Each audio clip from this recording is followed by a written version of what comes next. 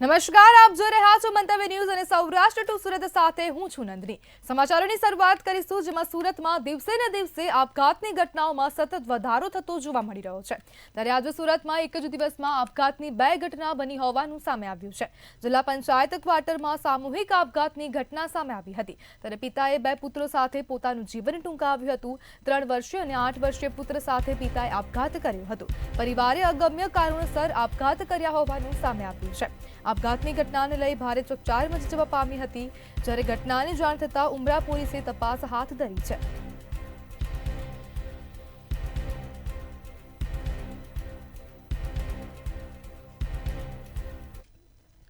સુરતમાં વધુ એક સામૂહિક આપઘાતની ઘટના સામે આવી છે। 7 વર્ષના પુત્ર સાથે માતાએ ઝેરી દવા ગટગટાવી છે।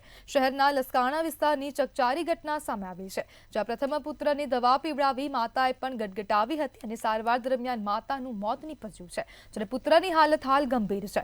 માતા પુત્રના સજોડે આપઘાતનું કારણ હજુ સુધી અકબંધ જોવા મળી રહ્યું છે, તેમજ પોલીસે ગુનો નોંધીને તપાસના ચક્રો ગતિમાન કર્યા છે। लसकाना पुलिस स्टेशन में कठोदरा गांव में मामा देव मंदिर के पास एक सामूहिक आपघात के प्रयास का बनाव बना है। इसमें ऐसा है कि माँ और एक बच्चा है। माँ की उम्र 34 ईयर से 34 साल और बच्चे की उम्र 7 साल है। माँ ने खुद ही सेल्फोस जहर पिया और बच्चे को दूध में मिला के जहर को दिया।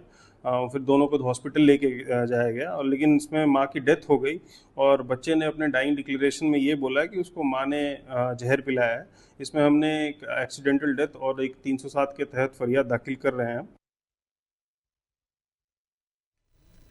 રાજકોટ શહેરમાં શ્રાવણ માસ દરમિયાન ઉપવાસ કરનારા લોકોની સંખ્યા મોટી હોય છે અને તેઓ ફરાળી વાનગીઓનો મોટા પ્રમાણમાં ઉપયોગ કરે છે, જેને લઈ મહાનગરપાલિકાના આરોગ્ય વિભાગ દ્વારા ખાદ્ય પદાર્થોની ગુણવત્તા જાળવવા માટે સઘન ચેકિંગ અને તપાસ હાથ ધરવામાં આવી છે।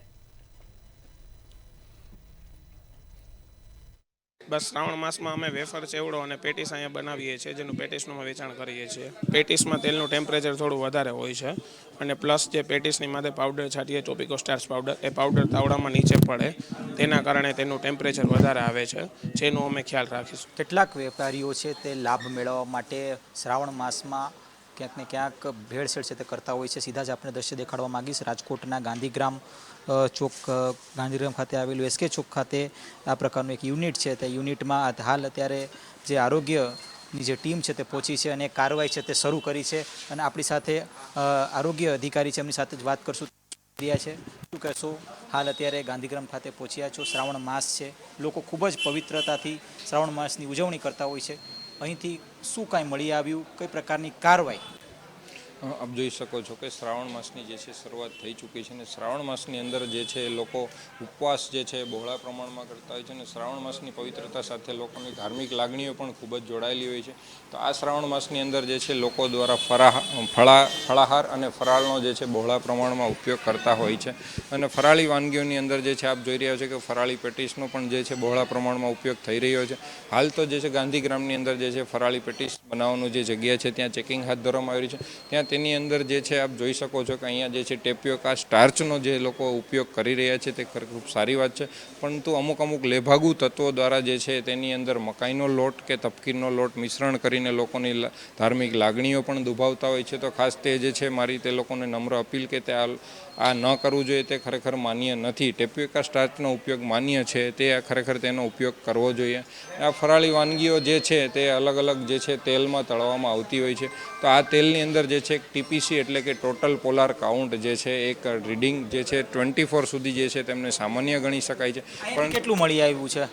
પરંતુ આપ અહીંયા જોઈ શકો છો કે આ તેલની અંદર તે લોકો છે એક જ તેલની અંદર વારંવાર ઘણી બધી વાનગીઓ તળી રહ્યા હતા, તો તે રીયુઝ કરી રહ્યા છે તેલનો, તો તેના કારણે જે છે ટીપીસી વેલ્યુ જે છે અહીંયા 30 જોવા મળેલી છે, જે ખરેખર આપણા સ્વાસ્થ્ય માટે ખૂબ જ હાનિકારક ગણી શકાય। જે આવા તેલની અંદર તળેલી વાનગીઓ ખાવાને કારણે જે છે એ જે આપણને હૃદય સંબંધિત બીમારીઓ થવાની શક્યતાઓ પૂરેપૂરી રહેલી છે। આને જ લઈને હાલ અત્યારે કાર્યવાહી છે તે ફૂડ વિભાગ દ્વારા કરવામાં આવી રહી છે અને આ સાથે કહી શકાય કે આગામી સમયમાં જે કાર્યવાહી છે તે યથાવત રહેશે, કારણ કે શ્રાવણ મહિનો છે, શ્રાવણ મહિનામાં કોઈના આસ્થા સાથે કોઈ પણ પ્રકારના ચેડા ન થાય તેનું ધ્યાન હાલ અત્યારે ક્યાંક ને ક્યાંક રાજકોટની આરોગ્ય વિભાગ રાખી રહી છે। કેમેરા પર્સન લલિત વ્યાસ સાથે ધ્રુવ કુંડેલ, રાજકોટ। રાજકોટના રતનપરમાં વિદેશી વિદ્યાર્થીઓના આતંકનો મામલો સામે આવ્યો છે. મારવાડી કોલેજના વિદેશી વિદ્યાર્થીઓ પર આક્ષેપ કરવામાં આવ્યો હતો. ડ્રગ્સ, સેક્સ રેકેટ સહિતની પ્રવૃત્તિનો આક્ષેપ કરાયો હતો. રતનપર ગામના લોકોએ વિદ્યાર્થીઓ પર આક્ષેપ કર્યો હતો અને વિદેશી વિદ્યાર્થી મુદ્દે એમએલએ પોલીસ કમિશનરને રજૂઆત કરી હતી. ભાડા કરાર છે કે નહીં તેમજ પાસપોર્ટ સહિતની તપાસ કરવામાં આવે તેવી રજૂઆત કરાઈ છે. રાજકોટમાં વિદેશી વિદ્યાર્થીઓના આતંકનો આ મામલો સામે આવ્યો હતો. મારવાડી મુદ્દે જે વિષય છે એ બાબતે અને આપ જાણો છો એ રીતે હમણાં થોડા સમય પહેલા એની આજુબાજુના જે બધા વિસ્તાર છે એ વિસ્તાર સંદર્ભે પણ મને અહીંયા રજૂઆત આવી હતી કે બહારથી આવતા વિદ્યાર્થીઓ દ્વારા આવી ડ્રગ્સ અને એવી ગુનાહિત ઘણી બધી પ્રવૃત્તિઓ થઈ રહી છે, તો એ પ્રવૃત્તિઓને અટકાવવામાં આવે અને એ બાબતે મને રજૂઆત આવી હતી. એ સંદર્ભે મેં પોલીસ કમિશનર સાહેબ સાથે મિટિંગ કરી અને તાત્કાલિક આ સંદર્ભે તપાસ કરવામાં આવે. જે કોઈ પણ વિદ્યાર્થીઓ આવા બહારથી આવેલા છે એ તમામ વિદ્યાર્થીઓના પાસપોર્ટ ચેક કરવામાં આવે. રાજકોટમાં એક પારિવારિક ઝઘડાને લીધે ફઈ રીમા માખાણી પોતાની 6 વર્ષની ભત્રીજીને લઈને ગુમ થઈ ગયા હતા. આ ઘટના 24 જુલાઈ 2025ના રોજ બની હતી, જ્યારે બંને અચાનક ગાયબ થઈ ગયા હતા. રાજકોટ ક્રાઇમ બ્રાન્ચે તપાસ હાથ ધરી અને ઇન્દોર નજીકથી રીમા માખાણી અને તેમની ભત્રીજીને હેમખેમ શોધી કાઢ્યા હતા. ક્રાઇમ બ્રાન્ચની ટીમે ઇન્દોર પહોંચીને બંનેનો કબજો લીધો હતો અને આ ઘટનાનું મૂળ કારણ પારિવારિક વિવાદ હોવાનું જાણવા મળ્યું છે.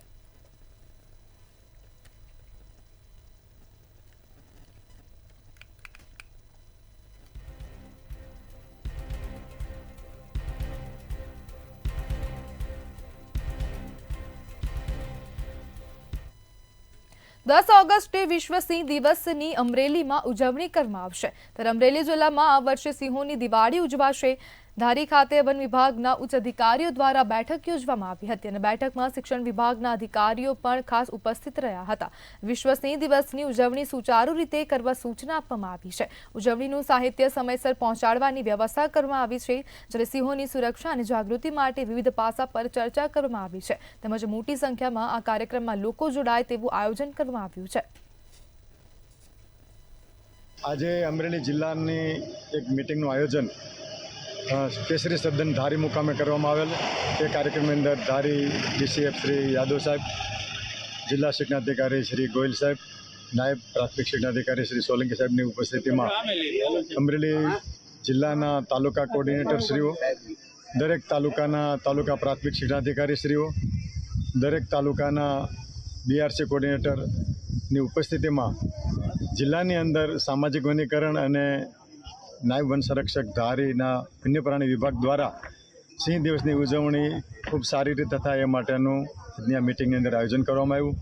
જિલ્લા મથકે આયોજન કેવી રીતે કરવું, તાલુકા મથકે આયોજન કેવી રીતે કરવું અને દરેક જિલ્લાના ગામની અંદર કેવી રીતે આયોજન કરવું એનું માર્ગદર્શન આપવામાં આવ્યું. અને એની સાથે સાથે આજનું જે સાહિત્ય પહોંચી ગયું છે એ દરેક શાળાની અંદર સમય મર્યાદામાં સાહિત્ય પહોંચી જાય. અને અમરેલીના જાફરાબાદ રેન્જમાં સિંહોના શંકાસ્પદ મોતનો મામલો સામે આવ્યો હતો. સિંહોના મોત મામલે એમએલએ હીરા સોલંકીએ પ્રતિક્રિયા આપી છે.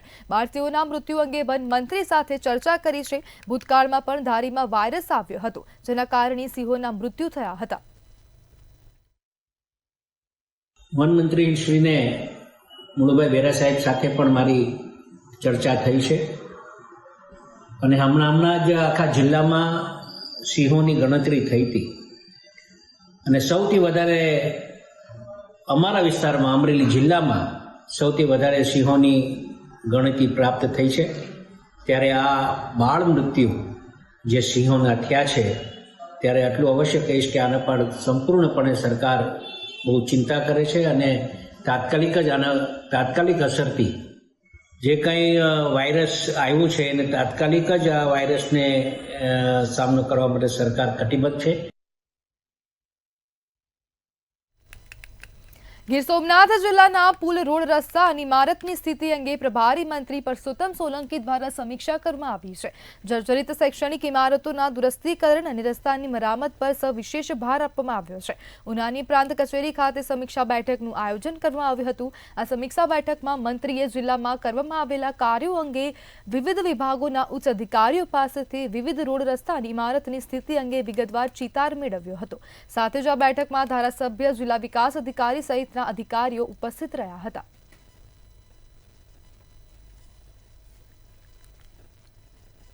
શ્રાવણ શુક્લ સપ્તમીના પવિત્ર અવસરે આદિ જ્યોતિર્લિંગ સોમનાથ મહાદેવને પીળા પુષ્પોથી શણગારવામાં આવ્યા હતા, જેનાથી ગર્ભગૃહ સૂર્યપ્રભા સમાન પ્રકાશમય બન્યું હતું. પીળો રંગ પ્રકાશ, જ્ઞાન, વિવેક અને આધ્યાત્મિક ઉન્નતિનું પ્રતીક છે, જે અજ્ઞાનના અંધકારને દૂર કરી જ્ઞાન તરફ દોરે છે. પીળા પુષ્પોથી શિવ પૂજન કરવાથી બુદ્ધિની શુદ્ધિ થાય છે અને સંકટોનો નાશ થાય છે.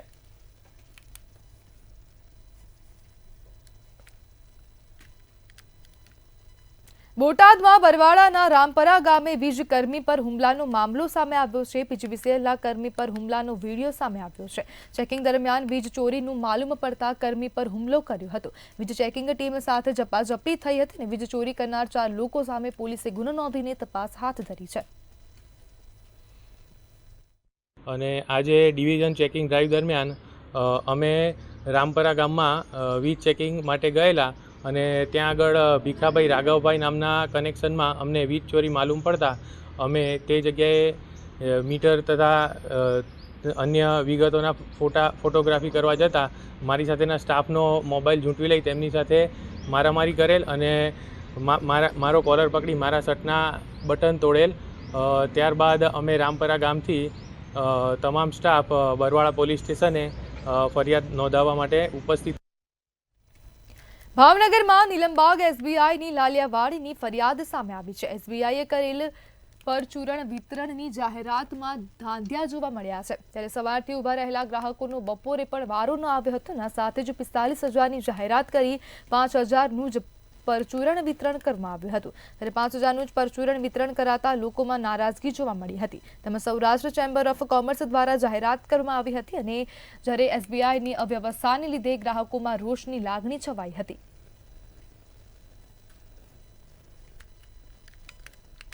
ભાવનગર પ્રાથમિક શિક્ષણ સમિતિની અનેક શાળાઓમાં શિક્ષકોની ઘટ છે, તેમ છતાં શિક્ષકોની શિક્ષણ સિવાયના સરકારના અન્ય કાર્યોમાં જોડાવવામાં આવી રહ્યા છે, જેના કારણે બાળકોનું શિક્ષણ પ્રભાવિત થઈ રહ્યું છે. અમુક શાળાના 50% શિક્ષકોને બીએલઓની કામગીરીમાં જોડવામાં આવ્યા છે.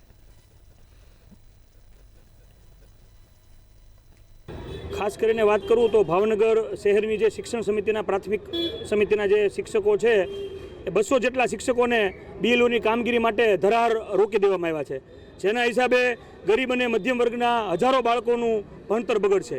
તો સમગ્ર ઘટના એવી હોય કે કોઈ પણ શિક્ષકે બીએલઓની કામગીરી 3 વર્ષ કરી હોય તો પછીના વર્ષે સ્વૈચ્છિક પોતે છૂટા થઈ શકતા હોય છે, પણ આમાં 15 વર્ષથી કામગીરી કરતા હોય એને પણ ધરાર લેવામાં આવ્યા છે. એટલે અમે આજરોજ શહેર કોંગ્રેસ સમિતિ વતી માનનીય કલેક્ટર સાહેબશ્રીને રજૂઆત કરી. ચૂંટણી કાર્યમાં 520 જણાની સરકારને જરૂર હતી, પણ કમનસીબે ભાવનગરમાં શિક્ષણ સમિતિની નગર પ્રાથમિક શાળા છે, એમાંથી 200 શિક્ષકોને જવાબદારી સોંપી તો આપણે સ્કૂલો બંધ કરી દેવાની છે.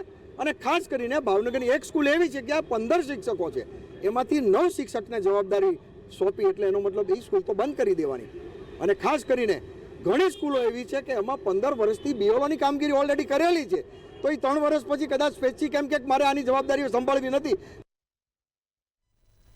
સુરેન્દ્રનગરના સાયલા ખાતે જિલ્લા વિકાસ અધિકારીની અધ્યક્ષતામાં સંપૂર્ણતા અભિયાન સન્માન સમારોહ યોજાયો હતો. આ કાર્યક્રમમાં આકાંક્ષી તાલુકા કાર્યક્રમ અંતર્ગત સાયલા તાલુકાએ સંપૂર્ણતા અભિયાનના 6 મુખ્ય લક્ષ્યાંકોમાં 100% સિદ્ધિ હાંસલ કરીને ગોલ્ડ મેડલ પ્રાપ્ત કર્યું હતું. આ ઉપલબ્ધિમાં બાળકો, કિશોરીઓ અને માતાઓના આરોગ્ય તથા પોષણને સુનિશ્ચિત કરીને સ્વચ્છ સમાજ અને વિકસિત રાષ્ટ્રના નિર્માણમાં યોગદાન આપવામાં આવ્યું છે. કાર્યક્રમમાં જિલ્લા, તાલુકા અને ગ્રામ્ય કક્ષાના અધિકારીઓ, કર્મચારીઓ, આંગણવાડી બહેનો, સ્વસહાય જૂથની બહેનો અને ફિમેલ હેલ્થ વર્કર્સ, ગ્રામ સેવકો સહિત સંબંધિત વ્યક્તિઓને ઉત્કૃષ્ટ કામગીરી બદલ પ્રમાણપત્રો આપી સન્માનિત કરવામાં આવ્યા હતા.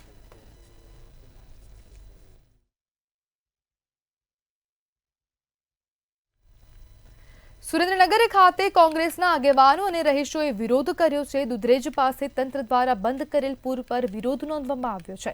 દુધરેજ પુલ બંધ કરવાથી વાહન ચાલકોને ભારે હાલાકી ભોગવવાનો વારો આવ્યો છે. પુલ પર રામધૂન બોલાવી વિરોધ નોંધાવવામાં આવ્યો હતો. આ સાથે જ વાહન ચાલકોને ડાયવર્ઝન પરથી ફરીને જવાનો વારો આવ્યો છે. તાત્કાલિક પુલનું રિપેરિંગ કરવામાં આવે તેમજ પુલ નાના વાહનો માટે શરૂ રાખવા માંગ કરવામાં આવી છે.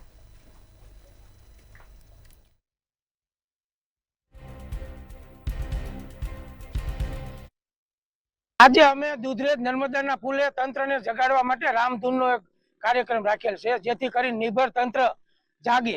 આજે છેલ્લા 8 દિવસથી આ દુધરેજ નર્મદાનો જે પુલ આવેલ છે તે જર્જરિત હોવાના બહાને તંત્રએ બંધ કરી દીધેલ છે અને આ નવા પુલનું ટેન્ડર પણ આજ દિવસ સુધી બહાર પાડેલ નથી અને કોઈ કોન્ટ્રાક્ટર પણ તૈયાર થતું નથી કામ કરવા માટે, કેમ કે આમાં તેમને મલાઈ મળે નહીં અને ભ્રષ્ટાચાર થાય નહીં તો આ પ્રજાને કેટલી મુશ્કેલી પડે છે. ઝડપથી કામ થઈ રહ્યું છે, બંને બાજુ દિવાલ કરી દેવામાં આવી, પણ ત્યારબાદ લોકોને થોડીક આશા જાગી કે ચાલો તરત જ કામ કરી દેવામાં આવશે, પણ છેલ્લા 6 દિવસથી કોઈ જ કામ પ્રક્રિયા ચાલુ થઈ નથી. જ્યારે સુરેન્દ્રનગરથી કચ્છ, ધાંગધ્રા, પાટડી, દસાડા તરફ આશરે 2000 જેટલા વાહન ચાલકો અહીંથી પસાર થઈ રહ્યા છે, ત્યારે લોકોને ખૂબ જ હાલાકી થઈ રહી છે. અને જ્યારે ચૂંટણી નજીક આવી રહી હોય ત્યારે તો ભાજપના નેતા બહુ મોટી મોટી વાતો કરતા, અમે તમને પેરિસ જેવા રોડ બનાવી દેવી, અમે તમને અમેરિકા જેવા રોડ બનાવી દઈએ. તો અત્યારે આ જે પરિસ્થિતિ બહુ ખરાબ છે તો તમે આવો, પેરિસ જેવા રોડ નથી પણ અમને ખાલી 2 વ્હીલ ચાલે એવા રસ્તા બનાવી દો. સુરતના ઇચ્છાપુર પોલીસ સ્ટેશન વિસ્તારમાં ટ્રકો અને ટ્રેલરમાંથી 7 બેટરીઓની ચોરીનો ભેદ પોલીસે ઉકેલ્યો છે. 29 જુલાઈના રોજ બળિયાદેવ મંદિર નજીક અનુષ્કા એન્ડ શાલિની રોડ લાઇન્સના ગેરેજ બહાર પાર્ક કરેલા ડમ્પરોમાંથી બેટરીઓની ચોરી થઈ હતી. ફરિયાદ નોંધાયા બાદ ઇચ્છાપુર પોલીસે સ્પેશિયલ સર્વેલન્સ ટીમ બનાવી સીસીટીવી ફૂટેજ અને હ્યુમન ઇન્ટેલિજન્સના આધારે આરોપી શરીફ ઇકબાલ શેખની ધરપકડ કરી છે. તેની પાસેથી ચોરીમાં વપરાયેલી ઓટો રિક્ષા અને 5 બેટરીઓ સહિત ₹75,000નો મુદ્દામાલ કબજે કરવામાં આવ્યો છે.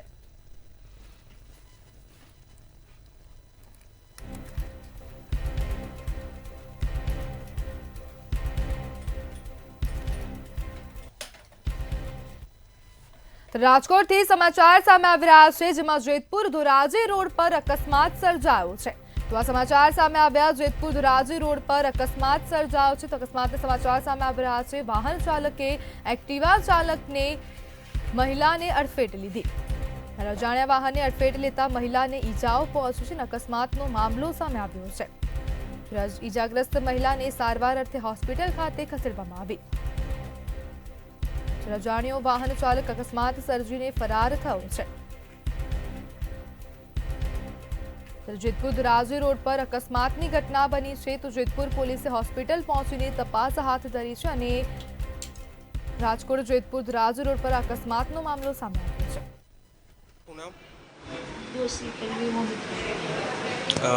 કઈ રીતે શું થયું છે? ત્યાંથી જાતી હતી ઘરે વસ્તુ લઈ, હું મારી રીતે રોડ ક્રોસ કરતી હતી, સામેથી વેનવાળો એકદમ સ્પીડે આવ્યો અને સીધો એ એટલી સ્પીડ હતી ને કે એનું વેનનું આગળનું ઓલું બી પૂરું થઈ ગયું અને મને આખી ફંગોળી દીધી. પછી બહાર નીકળી પાછું એમ કે તમારો જ વાંક છે. આ બધા આજુબાજુવાળા બધાય જોયું એનો જ વાંક છે.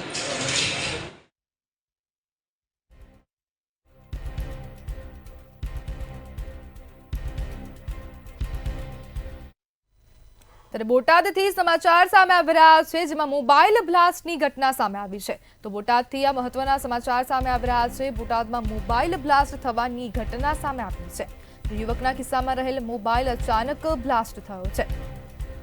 મોબાઈલ બ્લાસ્ટની આ ઘટના સામે આવી રહી છે અને અશોક વાટિકા વિસ્તારમાં રહેતા યુવક સાથે આ સમગ્ર ઘટના બની છે. ચંદ્રેશ જોશી નામના યુવકનો મોબાઈલ બ્લાસ્ટ થયો છે. ખિસ્સામાં મોબાઈલ હતો અને મોબાઈલ બ્લાસ્ટ થયો છે. જ્યારે મેસેજ ડિલીટ કર્યા બાદ અચાનક મોબાઈલ બ્લાસ્ટ થયો છે.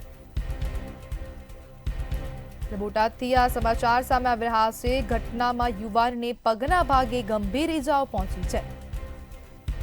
ઈજાગ્રસ્ત યુવકને સારવાર માટે હોસ્પિટલ ખાતે ખસેડવામાં આવ્યો. ઈજાગ્રસ્ત યુવકને સારવાર માટે હોસ્પિટલ ખાતે ખસેડવામાં આવ્યો હતો અને બોટાદમાં મોબાઈલ બ્લાસ્ટ થવાની આ ઘટના સામે આવી છે. જ્યારે યુવકને પગના ભાગે ગંભીર ઈજાઓ પહોંચી છે. યુવકના ખિસ્સામાં રહેલ મોબાઈલ અચાનક બ્લાસ્ટ થયો હતો. અશોક વાટિકા વિસ્તારમાં રહેતા યુવક સાથે આ સમગ્ર ઘટના બની છે. જ્યારે ખિસ્સામાં પડેલ મોબાઈલ અચાનક બ્લાસ્ટ થયો હતો અને તેને પગના ભાગે ગંભીર ઈજાઓ પહોંચી છે. શું તમારું નામ? મારું નામ ચંદ્રેશ જોશી. ચંદ્રેશભાઈ, તમારો મોબાઈલમાં કંઈક બ્લાસ્ટ થયો છે, તમને ઈજા પણ થઈ છે, શું કહેશો? હવે એમાં એવું છે કે મોબાઈલમાં કોઈ જાતની તકલીફ નહોતી અને અચાનક મેસેજ આવ્યા એટલે મેસેજ ડિલીટ કર્યા એટલે અચાનક ડિલીટ કરીને મેં ખીચામાં મૂક્યો ભેગો જ બ્લાસ્ટ થયો. ઘટના ક્યારની છે? પ્રમ દિવસ સવારની 10-10:30ની આસપાસ. મોબાઈલ બ્લાસ્ટ થયો ત્યારે તમે ઘેરે હતા કે ક્યાં હતા? મારા કાકા ગુજરી ગયા હતા ને ત્યાં હું યોગીનગરમાં હતો, ત્યાં આ ઘટના બની. મોબાઈલ કેટલો જૂનો છે ને કઈ કંપનીનો છે? આશરે 5 વર્ષ જૂનો છે અને એમાંય કંપનીનો મોબાઈલ છે.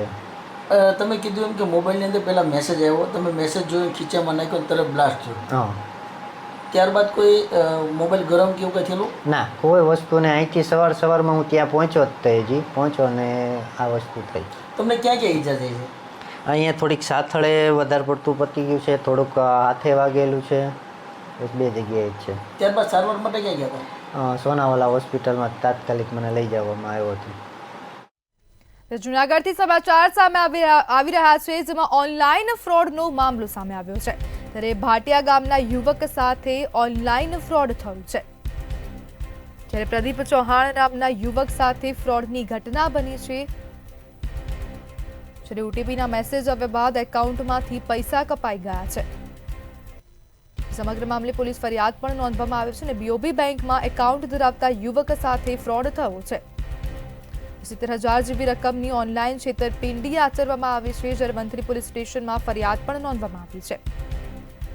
જૂનાગઢથી આ સમાચાર સામે આવ્યા છે અને મંત્રી પોલીસમાં યુવકે લેખિત ફરિયાદ કરી છે. જ્યારે યુવક સાથે 70,000 જેટલી રકમની ઓનલાઈન ફ્રોડની ઘટના બની છે.